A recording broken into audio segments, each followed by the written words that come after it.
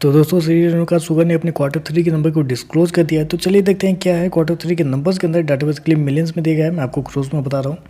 पिछले क्वार्टर में कंपनी ने 2554 करोड़ के आसपास का रेवेन्यू जनरेट किया था। पिछले साल 2551 करोड़, अभी देखें तो बढ़ के 3014 करोड़ कंपनी का जो रेवेन्यू है वो आपको जाता हुआ देखने में। तो साल से साल क्वार्टर देखें तो कंपनी के रेवेन्यू के अंदर ऑलमोस्ट वही बोल सकते हैं 19 से 20% के आसपास की तेजी आपको देखने को मिली। तो कंपनी का रेवेन्यू क्वार्टर साल से साल आपको बढ़ता हुआ देखने को मिल रहा है।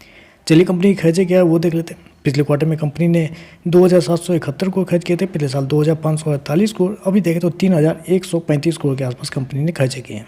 तो कंपनी के खर्चे देखें तो कंपनी के खर्चे कंट्रोल में देख रहे हैं। लेकिन एक चीज़ यहाँ पे थोड़ा सा मैं आपको एक्सपेंस को थोड़ा सा अच्छे से एक्सप्लेन करना चाहूँगा।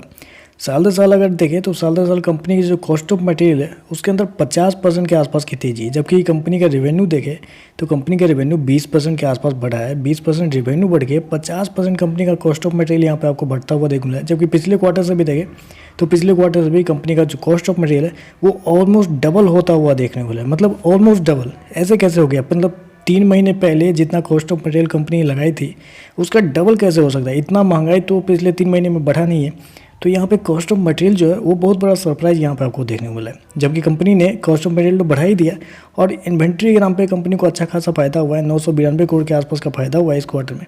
तो इन्वेंट्री में कंपनी ने पैसे बचाए हैं, कॉस्ट ऑफ मटेरियल में कंपनी ने पैसे गंवाए हैं और इस प्रकार से एडजस्ट करके अपना जो एक्सपेंस है उसको कंपनी ने कंट्रोल किया है। क्योंकि अगर इन्वेंट्री में कंपनी अगर पैसे नहीं बचाए होती तो कंपनी का जो लॉस जो आपको देखने को मिल रहा है वो बहुत बड़ा लॉस आपको देखने को मिल सकता था। चलिए कंपनी का ये नेट प्रॉफिट लॉस क्या है वो देख लेते हैं। तो देखिए पिछले क्वार्टर की बात करें तो पिछले क्वार्टर में कंपनी का total profit approximately company 205 crore के लॉस में थी। पिछले साल 14 करोड़ का प्रॉफिट था। अभी देखें तो 171 करोड़ के आसपास कंपनी का जो लॉस है वो आपको देखने मिलता है। तो साल दर साल देखें तो कंपनी मुनाफे से आपको घाटे में आपको जाते हुए देखने मिले। वहीं अगर क्वार्टर जाते हैं तो क्वार्टर कंपनी के लॉस के अंदर एक हल्की सी गिरावट आपको देखने को 15% के आसपास लॉस जो कंपनी का वो कम होता हुआ देखने मिला। अगर इन्वेंट्री में कंपनी पैसे नहीं बचाती तो शायद इस क्वार्टर में आपको एक अच्छा खासा 500 से 600 करोड़ का लॉस आपको देखने को मिल जाता है। चलिए कंपनी का नेट प्रॉफिट क्या निकलता है वो देखते हैं।